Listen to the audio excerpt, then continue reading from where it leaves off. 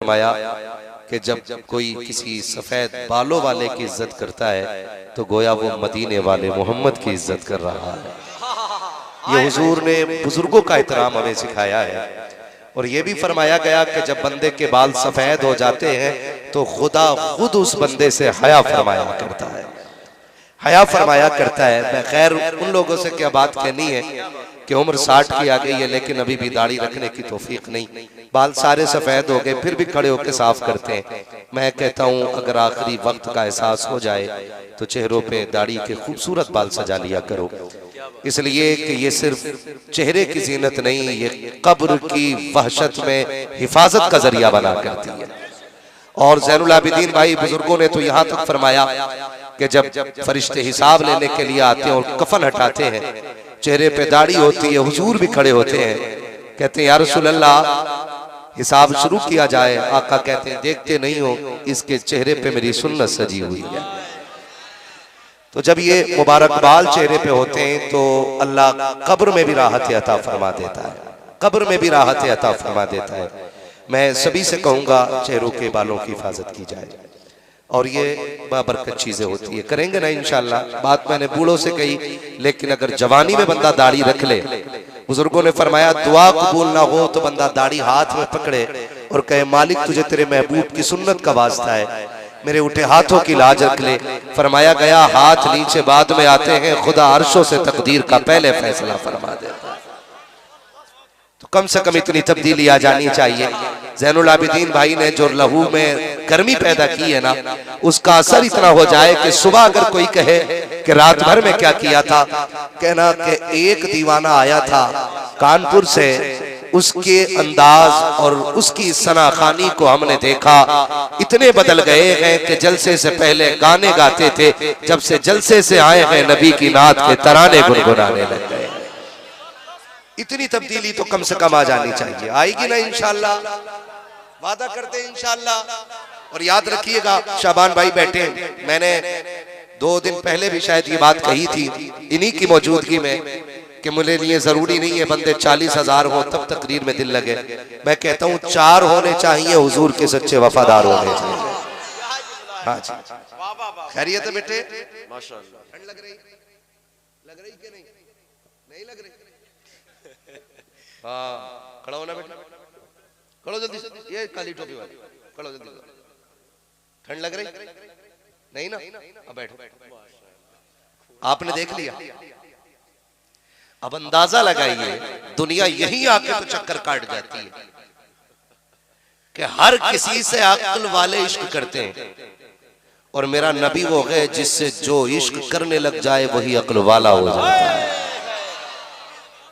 वही अक्ल वाला हो जाता है।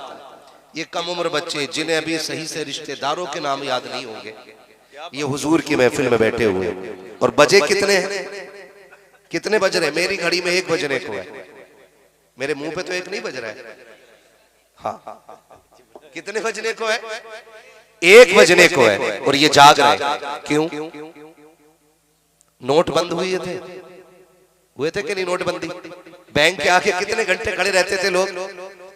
6 घंटे खड़े होना तो 3 भाई जाते थे, 2 घंटे एक खड़ा होता था तो 4 बैठ जाते थे, 4 घंटे के लिए 2 बैठ जाते थे, फिर वो जाते थे, फिर दूसरे को भेजते थे खड़े होने के लिए। यही हुआ ना? तो पता चला अपने कमाई के पैसे भी बैंक से लेने के लिए कोई इतनी देर तकलीफ बर्दाश्त नहीं करता है। यहाँ तो रात का 1 बज गया है, जवान तो छोड़िए छोटे बच्चे भी बैठे हैं और इनसे पूछो क्यों बैठे हो तो इनका भी यही जवाब होगा, सुना है आप हर आशिक के घर तशरीफ लाते हैं, सुना है आप हर आशिक के घर तशरीफ लाते हैं, मेरे घर में भी हो जाए चरागा या रसूल अल्लाह, मेरे घर में भी हो जाए चरागा या रसूल अल्लाह। अंदाजा लगाइए कि हुजूर की मोहब्बत ने बैठा रखा है और ये मोहब्बतों के सौदे कभी खाली नहीं जाने, कभी खाली नहीं जाने। मैं अक्सर कहता हूं जवानों, दिल कभी हुजूर से लगाओ। और कई बार लोग कहते हैं कि जी कोई वजीफा हो हुजूर को देख लूं, मैं कोई वजीफा बता दो मैं हुजूर को देख लूं।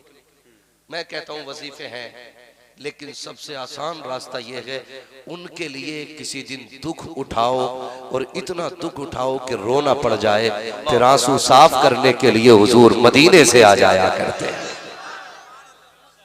ये सबसे आसान तरीका है हुजूर की ज़ियारत का। अल्लाह, ये सबसे आसान तरीका है।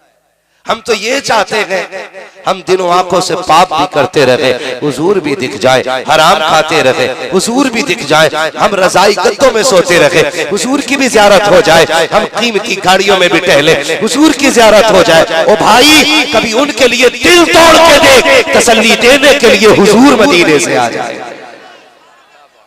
और याद रखिएगा महबूब को हंसने वाले उतने पसंद नहीं होते जितने रोने वाले पसंद। ये इश्क का उसूल, इश्क का उसूल है। और याद रखिए, इश्क सिर्फ लहू की कुर्बानी नहीं चाहता, इश्क मनसब, मरातिब, इज्जतों की भी कुर्बानी चाहता है, तब जाकर के रुतबे बुलंद होते हैं। इश्क रुतबे, अजमतें, इज्जतें, मरातिब, इन सब की कुर्बानी चाहता है। अगर ना याद हो तो याद दिला दूं, एक बहुत बड़े मर्तबे वाले को इमाम अहमद रजा कहा जाता है, और इतने बड़े मर्तबे वाला कि 1000 किताबों का मुसन्निफ, और इतना बड़ा अल्लामा, अगर फिक़ा पे लिखने पे आए तो इमाम आज़म का सानी नजर आता है, अगर हदीस बयान करने पे आए तो अपने वक्त का इमाम बुखारी नजर आता है, अगर तबसरा करने लग जाए साइंस के तर्ज पर तो अपने वक्त का सबसे बड़ा साइंटिस्ट नजर आता है। उस इमाम अहमद रजा की जिंदगी देखो। इश्क मैंने कहा अजमतों की कुर्बानियां चाहता है, जो सिर्फ जूते उठवा करके बड़े रुतबे पाना चाहते हैं, उन्हें रुतबे मैसर नहीं होते हैं। मेरे बाप ने कहा था, बेटे कादिम बनना पड़ता है तब जाके कोई मखदूम बना करता है, पहले जूतियां उठानी पड़ती है तब जाके लोग जूते उठाते हैं, पहले किसी के तलवे आपको धोने पड़ेंगे तब जाके लोग आपके पैर पकड़ेंगे। मैंने कहा कैसे? कहा सुनो बेटे, बरेली के अहमद रजा की दावत बरेली में हो रही है, लोग पालकी से लेने के लिए आए हैं, मेरा इमाम पालकी में बैठा है, मगर इमाम आशिक रसूल था, सैयद की खुशबू नाक में आ गई। कहा पालकी रोक दी जाए, पालकी को रोका गया, निकल के कहा था कौन है जो तुम में से सैयद है? जब इतनी बात लगी सब में सन्नाटा, कोई नहीं बोला। तब मेरे इमाम ने कहा था तुम्हें तुम्हारे जद्दे अमजद का वास्ता है, तुम्हें मोहम्मद अरबी का वास्ता है, बताओ तो सैयद कौन है? एक सैयदजादे ने आगे बढ़ के कहा था हुजूर खादिमों से काम लिया जाता है, जात नहीं पूछी जाती है। मेरे इमाम की आंखें बरस जाती है। कहा सच बता, तू ही मेरे मुस्तफा का शहजादा है। कहा आपको कैसे पता चला? अहमद रजा को तेरे वजूद से सैयद की खुशबू आ गई है, सैयद की खुशबू आ गई है। आपने हाथ जोड़े हैं, कहा माफ कर दे, मैं तेरे कंधे पे बैठ गया हूँ। उसने कहा इतना बड़ा अल्लामा मेरे कंधे पे बैठ करके हाथ जोड़ रखा है। तब मेरे इमाम ने कहा था माफी दे दे, वरना अहमद रजा खुद को माफ नहीं कर पाएगा। सैयदजादे ने कहा ठीक है जाओ, मैंने माफ कर दिया।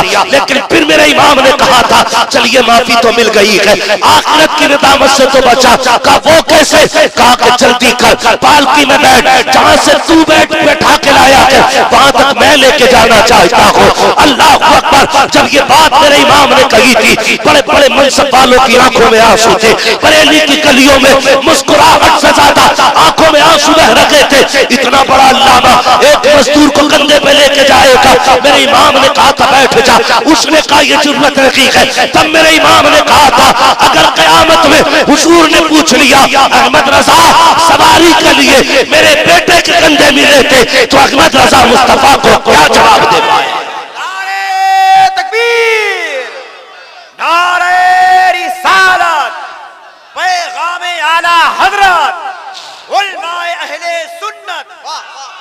अल्लाहू अकबर। फिर बैठाया, वक्त का अल्लामा पगड़ी पैरों में रख के पड़ा, पैरों में अपनी पगड़ी रख दी। हम तो कहते हैं अच्छा जूते में ठोकर लग गई हमारे, तुझे दिखता नहीं हम कौन है?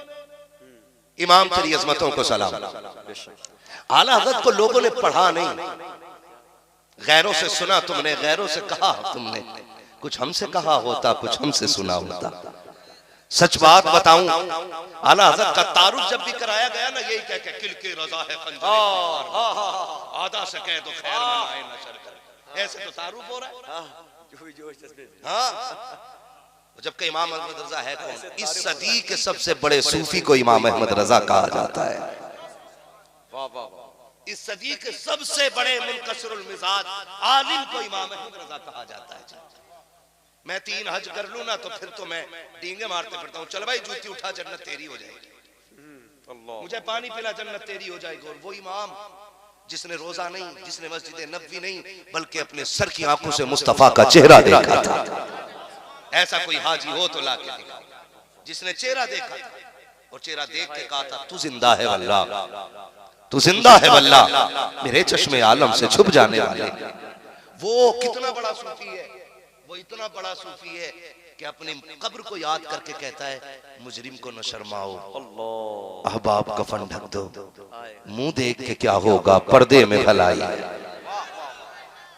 इतना बड़ा सूफी, इतना बड़ा सूफी जिसके अमाल में हुजूर की ज़ियारत भी है, वो कह रहा है मुजरिम को न शर्माओ, अहबाब कफन ढक दो, मुंह देख के क्या होगा पर्दे में भलाई है।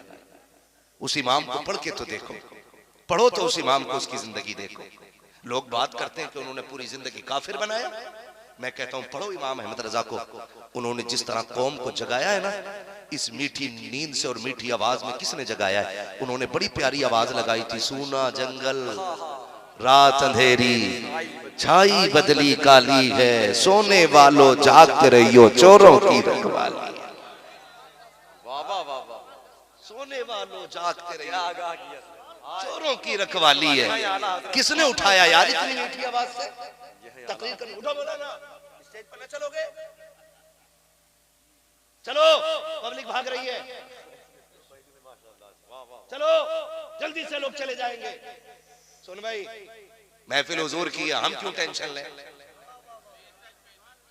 किसकी है महफिल? जोर से। जब महफिल हुजूर की है ना तो फिर हुजूर जाने। अब कहोगे क्या मतलब? मैंने कहा मतलब भी सुन ले।